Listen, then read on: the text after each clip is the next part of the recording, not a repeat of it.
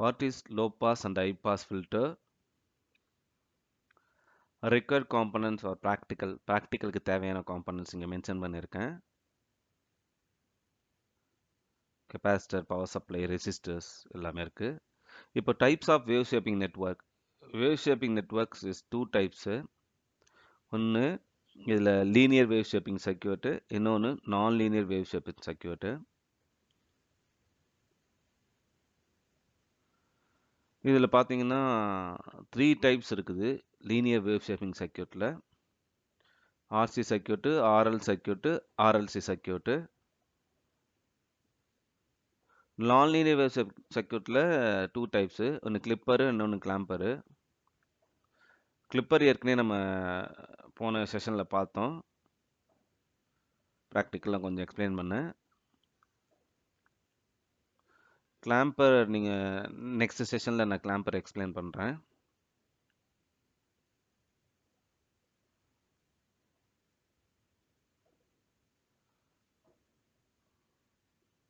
இதுதான் RC low pass filter or RC இன்டகிரேட்டர்னு சொல்லுவாங்க.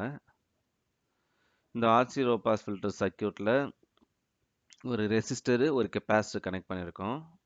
கெப்பாசிட்டர் பேரலாகவும் ரெசிஸ்டர் சீரிஸாகவும் கனெக்ட் ஆகிருக்கு.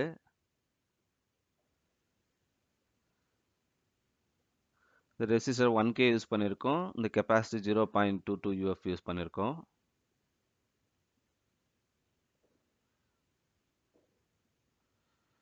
இதுக்கு input square wave function generator மூலயமா ஸ்கொயர் வேவ் இன்புட் கொடுக்குறோம். இது லோ ஃப்ரீக்வன்சின்றதால லோ ஃப்ரீக்வன்சி 10 to 50 மெகாஹெர்ட்ஸ்க்குள்ளே தான் நம்ம அப்ளை பண்ணணும். ஏன்னா இது லோ ஃப்ரீக்வன்சி. இந்த ஸ்கொயர் வேவில் லோ ஃப்ரீக்வன்சி அப்ளை பண்ணும் போது லோவாக கிடைக்கும்.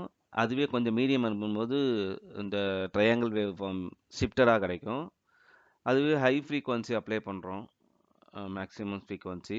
இப்போது எக்ஸாம்பிள் 10 to ஒரு 100 மெகாஹெர்ட்ஸ் மேலே போகும், 100 ஹெர்ட்ஸுக்கு மேலேயே போனாலே நமக்கு வேவ் ஃபார்ம் சேஞ்ச் ஆகும். மேக்ஸிமம் 1 மெகாஹெர்ட்ஸ் வரும்போது இந்த ட்ரையாங்கிள் வேவ் ஃபார்ம் ப்ரொடியூஸ் ஆகும். ட்ரையாங்கிள் வேவ் ஃபார்மு நமக்கு அப்படியே கன்வெர்ட் ஆகி ப்ரொடியூஸ் ஆகும். இது எல்லாமே இந்த ஆர்சி டைம் கான்ஸ்டன்ட் மூலயமா நடக்குது. ஸோ இந்த ஃபார்முலாலெல்லாம் பேஸ் பண்ணி தான் இந்த அவுட்புட் நமக்கு ப்ரெசென்ட் ஆகுது.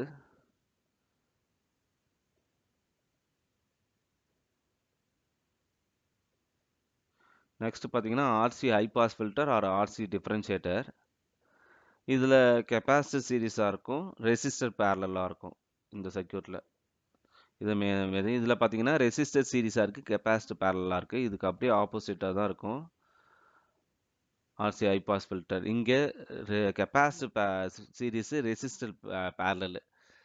ஸோ இப்போ நம்ம இன்புட் சிக்னல் ஃபங்க்ஷன் ஜெனரேட் மூலிமா அப்ளை பண்ணுறோன்னு வச்சுக்கோங்க. ஸோ ஹை ஃப்ரீக்வன்சி நான் லோ ஃப்ரீக்வன்சி முதல்ல அப்ளை பண்ணேன்னா எனக்கு இதுமாரி ஸ்பைக் வேவ் ஃபார்ம் அவுட்புட் வெளில வரும். மீடியம் ஃப்ரீக்வன்சிக்கும் அதுவே தான் வரும். 100 to 200 500 மெகாஹெர்ட்ஸ் வரைக்கும், ஹெர்ட்ஸ் வரைக்குமே எனக்கு ஸ்பைக் அவுட்புட் தான் வரும். இதுவே நான் ஹை ஃப்ரீக்வன்சி ஒரு 1 மெகாஹெர்ட்ஸ்க்கு மேலே போனோன்னா மட்டும்தான் இந்த விஓட் ஹை ஃப்ரீக்வன்சியில் இருக்க வேவ் ஃபார்ம் வரும். 1 மெகாஹெர்ட்ஸ்க்கு மேலே போனோன்னா ஃபுல்லாக அழகான இந்த ஸ்கொயர் வேவே இந்த அவுட்புட்டில் ஜென்ரேட் ஆகும். ஸோ இதுதான் high pass filter. Only high frequency மட்டும்தான் பாஸ் பண்ணணும், லோ ஃப்ரீக்வன்சியை சப்ரஸ் பண்ணிடணும். அதே தான் அது லோ பாஸ் ஃபில்டரில். லோ பாஸ் ஃபில்டரில் என்ன பண்ணோம்னா வெளியும் லோ ஃப்ரீக்வன்சி தான் பண்ணோம், ஹை ஃப்ரீக்வன்சியை சப்ரஸ் பண்ணிடும். ஸோ இதுதான் இதோட ஃபங்க்ஷனு. இப்போ கட் ஆஃப் ஃப்ரீக்வன்சிக்கு இந்த ஃபார்மில் தான் நம்ம யூஸ் பண்ணுறோம். FC equal to 1/2 by RC. இது ஃபேஸ் ஆங்கிளுக்கு ஆர்டன் 1/2 பை எஃப்ஆர்சி. இதுக்கும் லோ பாஸ் ஃபில்டர் இதுக்கும் பார்த்தா இதுக்கு கொஞ்சம் டிஃப்ரென்ஸ் இருக்கும் ஃபார்முலா. கெயின் பார்த்துக்கிட்டிங்கன்னா AB equal to V out by விஎன்னு. RC high pass filter. இப்போ ப்ராக்டிக்கல் செஷன் பார்ப்போம். ப்ராக்டிக்கல் செஷனில் லெஃப்டில் ஒயிட்டாக இருக்கிறது இது ஒரு ஃபங்க்ஷன் ஜென்ரேட்டரு. அந்த சைடில் பார்த்தீங்கன்னா சிஆர்ஓ யூஸ் பண்ணியிருக்கேன். இதில் பாருங்கள் கெப்பாசிட்டர் நான் சீரியஸாக போட்டிருக்கேன், ரெசிஸ்டர் பேரலாக போட்டிருக்கேன். இது இன்புட்டு, இந்த ஃபங்க்ஷன் ஜென்ரேட்டரோட இன்புட்டு. ஸோ இந்த இதுலேருந்து நான் அவுட்புட் எடுத்திருக்கேன். இந்த அவுட்புட் எடுத்து போய் ஃபங்க்ஷன் ஜென்ரேட்டர் இன்புட்டாக கொடுத்துருக்கேன். இந்த எல்லோவாக தெரியுது இன்புட்டு நம்ம ஃபங்க்ஷன் எஃப்ஜிலேருந்து எடுத்தது. இந்த லைன் செகண்ட் லைன் தான் இந்த ப்ளூ. இப்போ நமக்கு என்ன யூஸ் பண்ணோம், high pass filter. So high frequency 35 ஹெர்ட்ஸே இது ஹை ஃப்ரீக்வன்சி கன்சிடர் ஆகுது இந்த நெட்ஒர்க்குக்கு. இந்த ஹை ஃப்ரீக்வன்சி எப்படி தெரியுது பாருங்க. அந்த வேவ் ஃபார்மில் டிஃப்ரென்ஸ் இருக்குது பாருங்க. ஸோ ஷிஃப்டிங் இருக்குது. நான் அந்த இதில் காட்டின மாதிரி இதில் இந்த டயக்ராமில் ஷோ பண்ண மாதிரி இப்போ இந்த ஃப்ரீக்வன்சியில் வேரியேஷன்ஸ் இருக்குது. பாருங்க, இது high pass filter, capacitor series, resistor parallel. So நமக்கு 35 ஹெர்ட்ஸ் ஃப்ரீக்வன்சி அப்ளை பண்ணிருக்கோம். அதுவே இந்த நெட்ஒர்க்குக்கு ஹை ஃப்ரீக்வன்சியாக கன்வெர்ட் ஆயிடுச்சு. இப்போ இந்த ஃப்ரீக்வன்சி இதாகுது. இன்னும் நான் இப்போ ஃப்ரீக்வன்சி இன்க்ரீஸ் பண்ணுவேன்.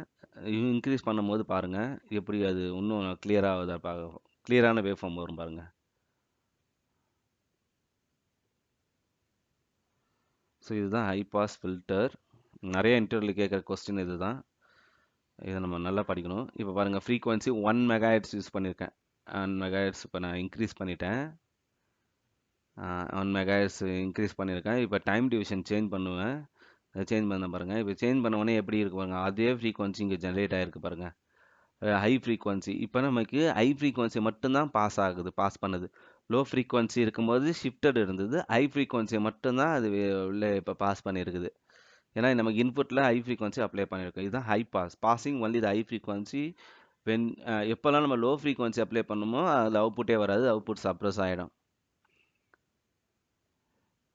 RC low pass filter or RC integrator பார்க்குறோம். ஸோ லோ பாஸ் ஃபில்டரில் பாருங்கள் அப்படியே ஆப்போசிட்டில் இருக்க பாருங்கள். ஏன் இப்போ நமக்கு அவுட்புட் வரல? ஏன்னா ஹை ஃப்ரீக்வன்சி இன்புட்டாக கொடுத்துருக்கோம்.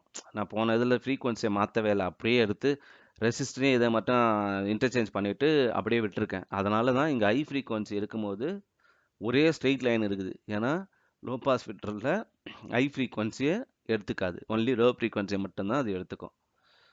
ஸோ இப்போ ஃப்ரீக்வன்சியை நான் குறைக்கிறேன்.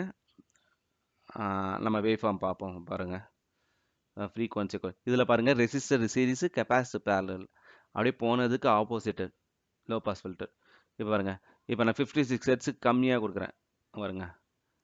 56 ஹெர்ட்ஸ்லேயே 56 ஹெர்ட்ஸுக்கு கொடுக்குறேன்.